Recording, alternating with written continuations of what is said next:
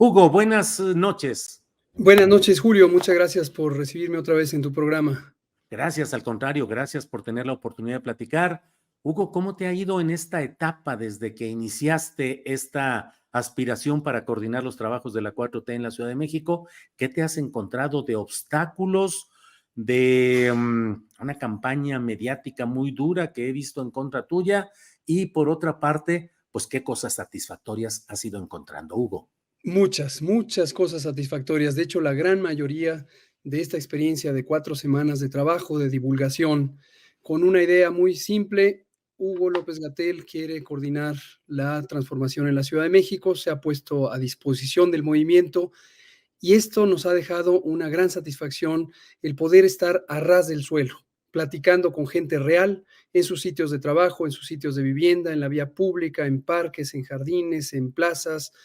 Ha sido una experiencia fenomenal en mercados, hemos estado en la Merced, hemos estado en la Alameda, hemos estado en Tlatelolco, ayer estuvimos en Tlatelolco, en Tlalpan. Lo que vemos es un gran entusiasmo de la gente porque la transformación siga, pero además, como yo vengo diciendo, que la transformación se radicalice, se profundice, se haga más extensa en sus beneficios a todas y todos.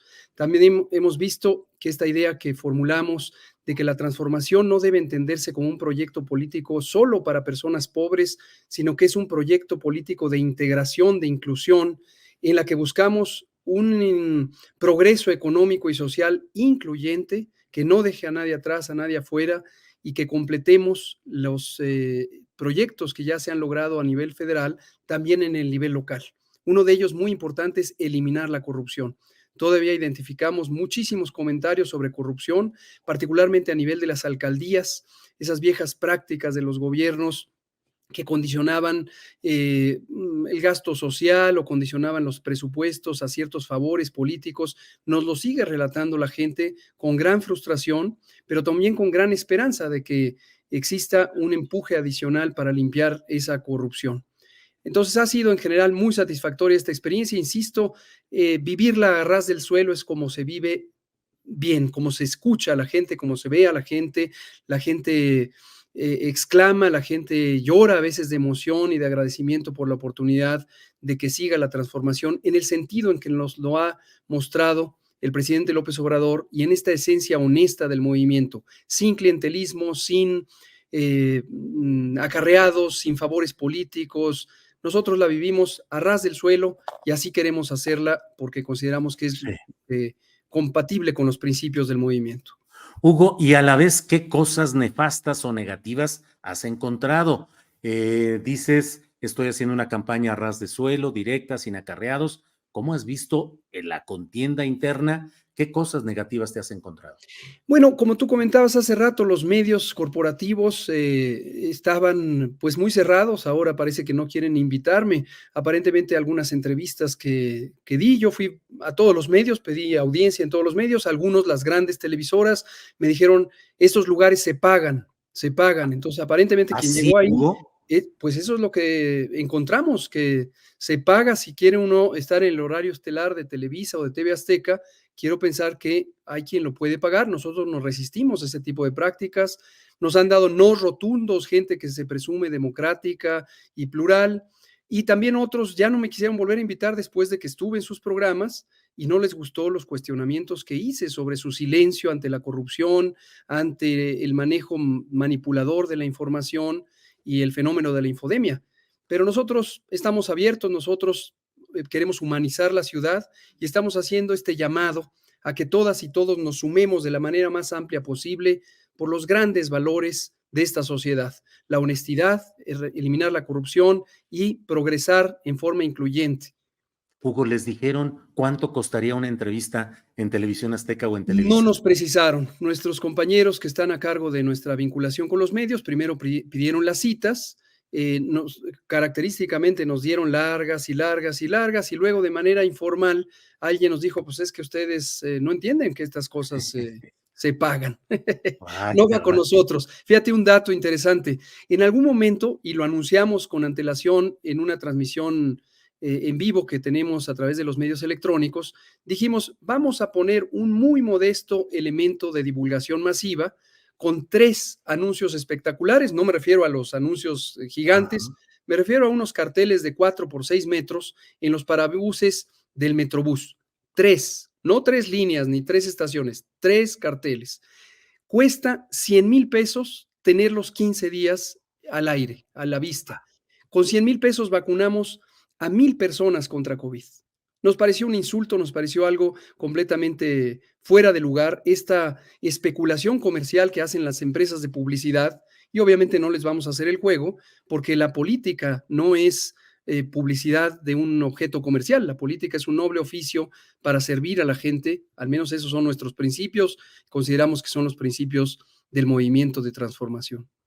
Hugo, y por ejemplo, el tema que señalaste y que me llamó mucho la atención, la solicitud de una entrevista en un espacio donde constantemente hay referencias negativas a tu trabajo y a tu actividad anterior como subsecretario de Salud y a tus aspiraciones actuales, y que te contestaran así, NO, dos letras, no, simple y sencillamente no, y luego un comentario de Leo Zuckerman, no me abstengo de dar el nombre, de Leo Zuckerman, que tiene un programa, La Hora de Opinar, en Televisa, pero decir es que llegará el momento en el cual, que es además un fraseo muy constante, Hugo López Gatell, de un presunto paredón al que esperan, en el que espera el fusilamiento que van a Sí, realizar los presuntos salvadores de la patria de hoy, que fueron los verdugos del pasado, que fueron los responsables de buena parte de las cosas que han sucedido, periodistas sí, chayoteros, periodistas vendidos al poder y que ahora se convierten en los jueces que dicen va a haber castigo para todos sí. ustedes por el daño que le hicieron a la nación. ¿Cómo explicarse ese no, Hugo? Pues sí, justo como lo describes, este es un grupo en general enquistado en el poder económico o favorito del poder económico, los medios corporativos que antes vivían de ese famoso chayote. Creo que ya todo el mundo a estas alturas sabe qué es eso, pero eran grandes, grandísimas sumas de dinero que se transferían directamente del gobierno, los gobiernos de Peña Nieto, Calderón, Fox, etcétera.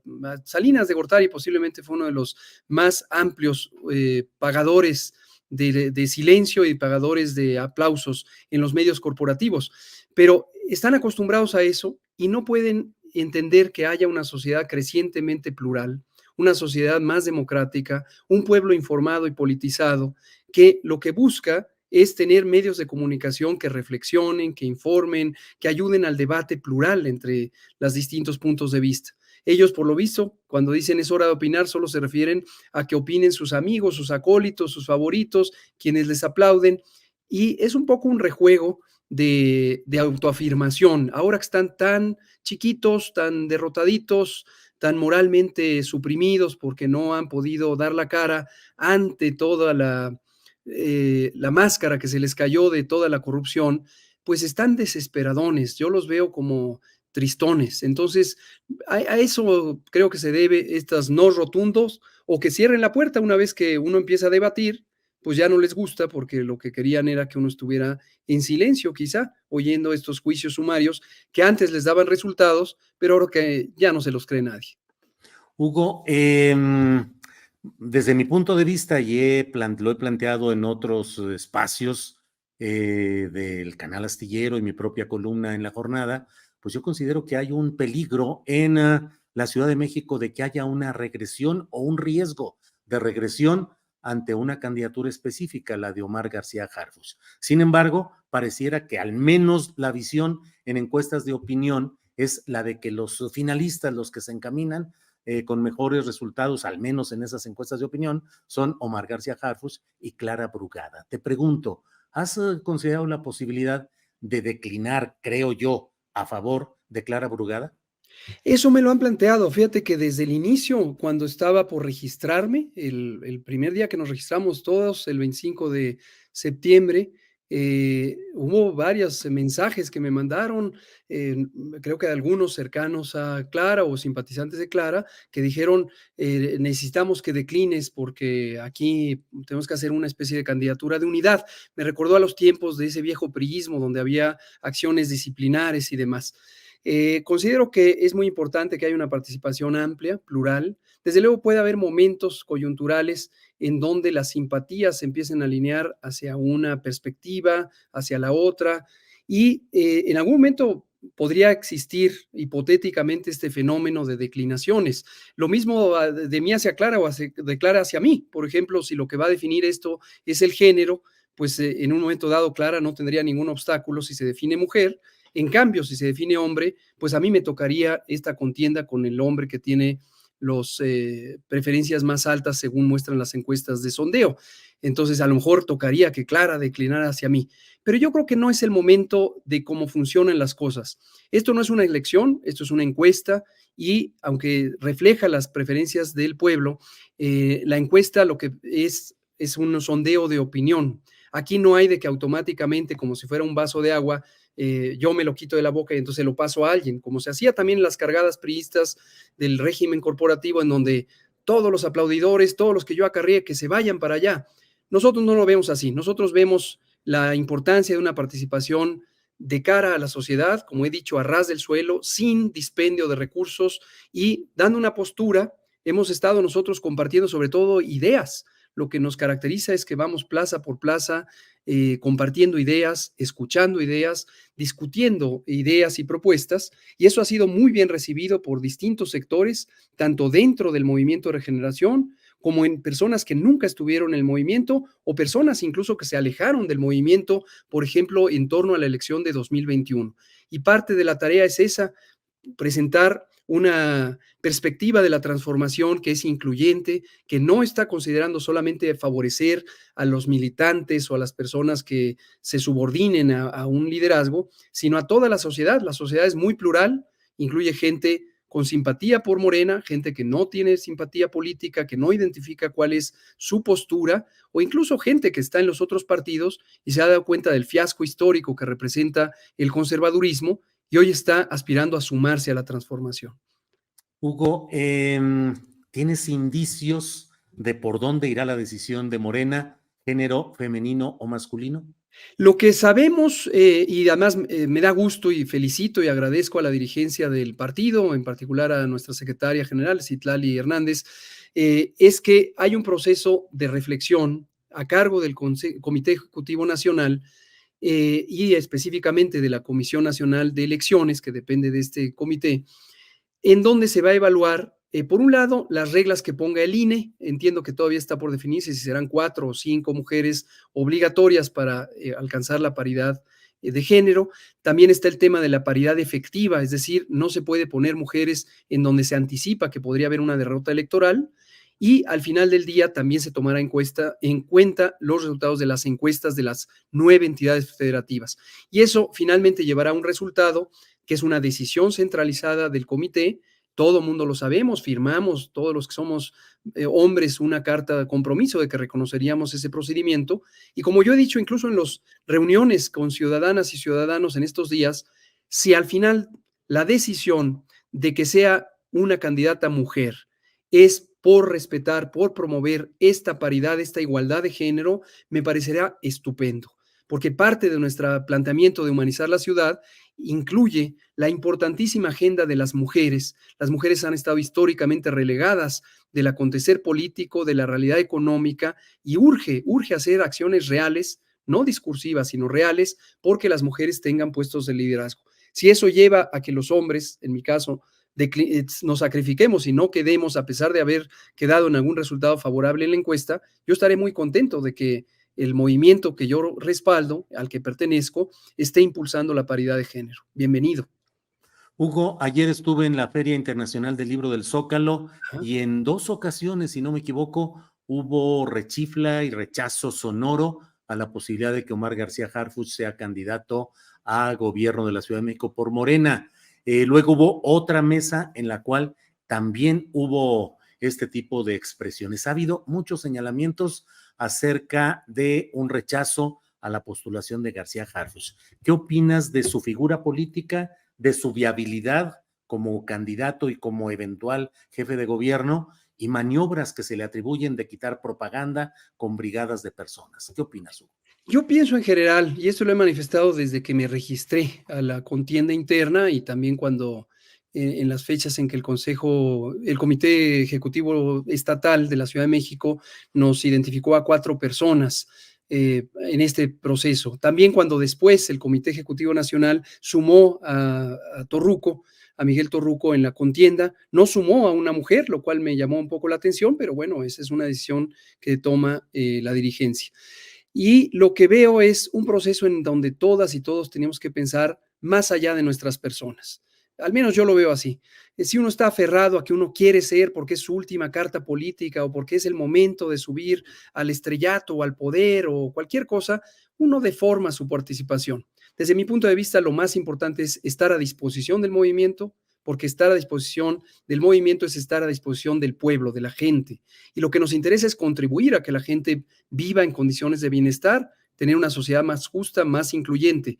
Entonces, yo lo que he pensado es, no tiene ningún sentido preocuparse por personas en específico, y yo confío mucho en el pueblo, considero como el presidente López Obrador, que el pueblo es sabio. Finalmente, si hay una persona que no es compatible con el proyecto de transformación o que pudiera haber un riesgo ostensible de que puede ir en contra, desmantelarlo, obstaculizarlo, el pueblo lo va a reclamar, ya sea en la encuesta o en cualquier otro momento, y el pueblo va a retomar el camino de la transformación. Y así es como lo he sentido con el apoyo que se da a mi persona en las calles, insisto, personas que antes no estaban vinculadas al movimiento o que incluso veían como sucia la política, un poco este discurso que a veces vemos muy característico de la clase media, sobre todo intelectual, lo que dicen es, estamos viendo otra manera de hacer política. Gatell tiene otra perspectiva, no está haciendo de la política esta contienda hostil como posiblemente se está dando en otras personas que están participando, y tampoco está gastando dinero solamente por quedar él como persona, ¿no? Hugo, son calificativos muy crudos, pero debo decirlos porque están ahí en una parte de la opinión que se expresa, sobre todo en las redes sociales. Calificativos muy duros en los cuales pretenden endosarte responsabilidad penal e histórica por el número de muertes que hubo durante la pandemia. ¿Cómo enfrentar este tipo de cosas y cuál es tu ánimo frente a esas acusaciones tan crudas, como he dicho? Son muy crudas, finalmente es desde mi punto de vista, una obsesión muy irrespetuosa y muy irresponsable, muy agresiva para todas las personas que perdieron o que perdimos familiares durante la COVID-19. Yo mismo, como lo he comentado, perdí un tío, también dos tíos políticos, he perdido amigos, etcétera. Yo estuve hospitalizado por COVID. Y lo que veo es en este grupo del poder económico cada vez más desenmascarado en su hipocresía, acuden a esta figura para estimular el dolor, para estimular la ira de las personas que todavía tienen esos sentimientos, y les faltan al respeto. Yo considero que es una falta de respeto porque además ellos están tomando el papel de ser los voceros o los abogados, como este abogado que trabajó con Salinas y que ahora pretende ser el que habla a nombre de las víctimas. Entonces, Cuello esa Trejo. hipocresía finalmente se les cae, porque la gente, y lo hemos constatado en las calles, en mayoría, en enorme mayoría, expresa agradecimiento por los 75 millones de personas que padecimos COVID y salimos adelante, porque tuvimos atención médica en una expansión hospitalaria de 6 veces el tamaño de la capacidad instalada, porque hubo 220 millones de vacunas que le llegaron absolutamente a todas las personas, porque se les informó durante más de 450 conferencias diarias de qué es lo que estaba ocurriendo, porque se tomaron decisiones para no afectar las economías sociales, las economías populares, y también para proteger el conjunto de la economía.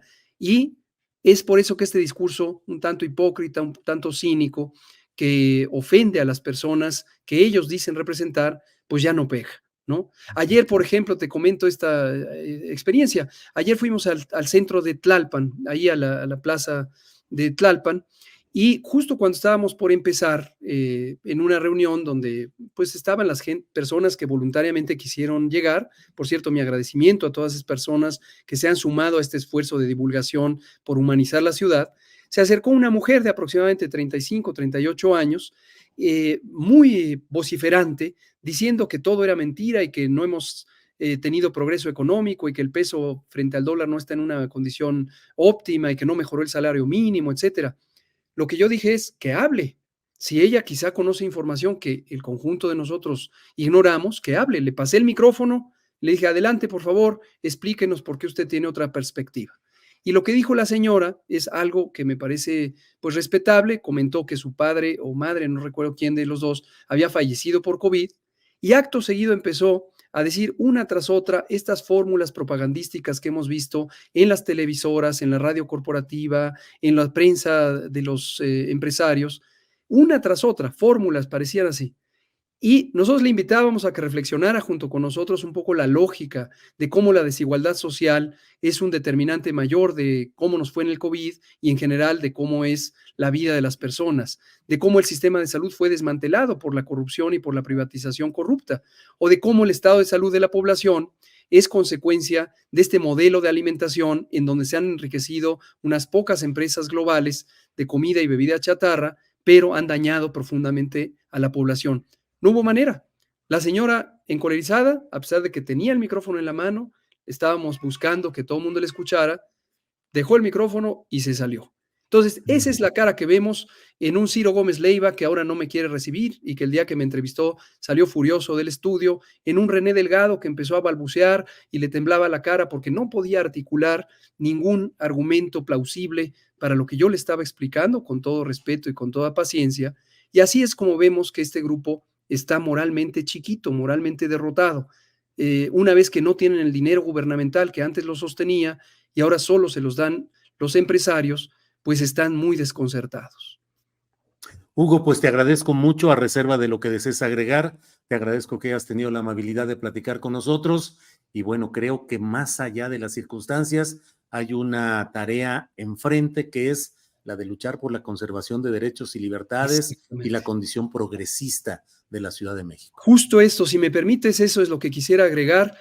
Aunque vemos estas miserias morales y de conducta de los grupos adinerados que perdieron el poder, no nos desaniman. Lo que vemos es una enorme, enorme mayoría social que está en las calles, que está participando, que se está enterando, que se informa y que quiere que la transformación siga, se amplíe, se profundice. Y la transformación implica eso: justicia social, libertad, democracia efectiva, no simulaciones. Y eso nos llena de orgullo por este pueblo y nos da mucha esperanza de que es posible humanizar la ciudad. Nosotros decimos, la encuesta, es posible que la encuesta ya esté en curso en este momento. Estamos convencidos que en la encuesta Gatell es la respuesta, porque vemos esta conexión con la gente, con el ideario del presidente López Obrador y con la ética del movimiento de transformación, una ética al servicio del pueblo, una ética de honestidad y de ver a la gente de frente para poder construir con ellas y ellos. Eso es lo que queremos y en eso seguiremos en ese empeño,